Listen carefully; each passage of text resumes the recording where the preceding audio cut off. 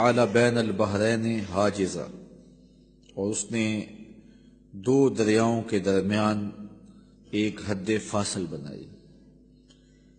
کھاری پانی اور میٹھا پانی سمندر میں اکٹھا چلتا ہے، یہ سخت کڑوا، یہ سخت میٹھا، اور کڑوا میٹھا نہیں ہوتا، میٹھا کڑوا نہیں ہوتا، میلوں تک اکٹھے سمندر میں یہ پانی چلتے ہیں، روئیں چلتی ہیں، اور درمیان میں اللہ کے حکم کا پردہ ہے۔ الہ مع اللہ، کوئی ہو سکتا ہے جو اللہ کے علاوہ معبود ہو؟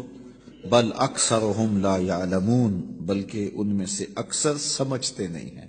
حضرت امام شافعی علیہ رحمہ شہتوت کے درخت کے نیچے بیٹھے تھے، کسی نے کہا اللہ کے ہونے کی دلیل دو، آپ نے کہا یہ شہتوت کا درخت ہی لے لو۔ کہا یہ کیا ہوا، جو سامنے آئی چیز اس کو دلیل قرار دے دیا۔ کہا دیکھو شہتوت کا درخت ہے، اس کی جڑوں کا رنگ اور ہے، تنے کا رنگ اور ہے، شاخوں کا رنگ اور ہے، پتوں کا رنگ اور ہے، پھل کچا ہو تو رنگ اور ہے، پک جائے تو رنگ اور ہے، ایک ہی زمین سے نکلتا ہے۔ پھر چھال کا ذائقہ اور ہے، پتوں کا ذائقہ اور ہے، پھل کچا ہو تو ذائقہ اور ہے، پک جائے تو ذائقہ اور ہے۔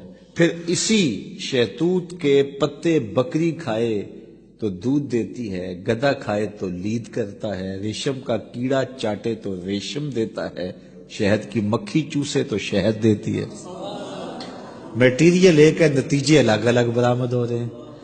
تو کہا اگر تم اس شہتوت کے درخت کو دیکھو تو یہی اللہ کے ہونے کی دلیل ہے۔ کیا اللہ کے علاوہ اب بھی کسی کو معبود مانو گے؟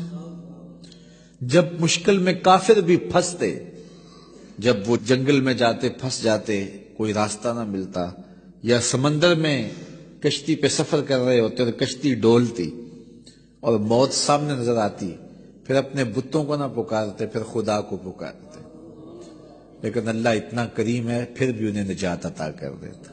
یہ نہیں کہ اب پھنس گئے ہیں تو ڈبو دو، نہیں، اللہ تعالیٰ جل شانہ کافر بھی فریاد کرے تو اس کی بھی سنتا ہے۔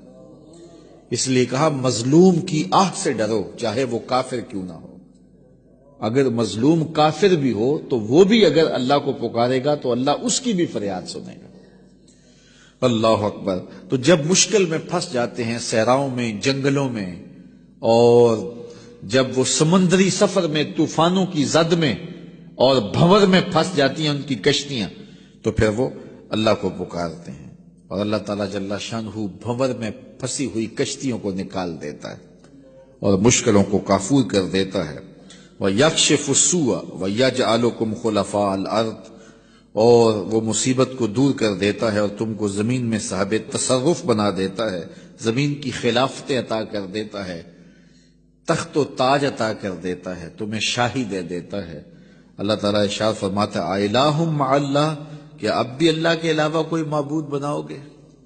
کون ہے جو تمہیں مشکلوں میں کام آتا ہے؟ کون تمہارے دکھوں کا مداوا ہے؟ قلیلا ما تذکرون، بہت تھوڑے ہیں جو یاد رکھتے ہیں۔ بہت سارے لوگ ہیں جب مصیبت میں پھنستے ہیں تو پھر اللہ کو پکارتے ہیں، جب مصیبت ختم ہو جاتی ہے تو پھر بھول جاتے ہیں، پھر اپنی وہی دنیا۔ جب وہ زمین کانپتی ہے نا، زلزلہ آتا ہے، تو پھر سارے کہتے ہیں یا اللہ میری توبہ، یا اللہ میری توبہ۔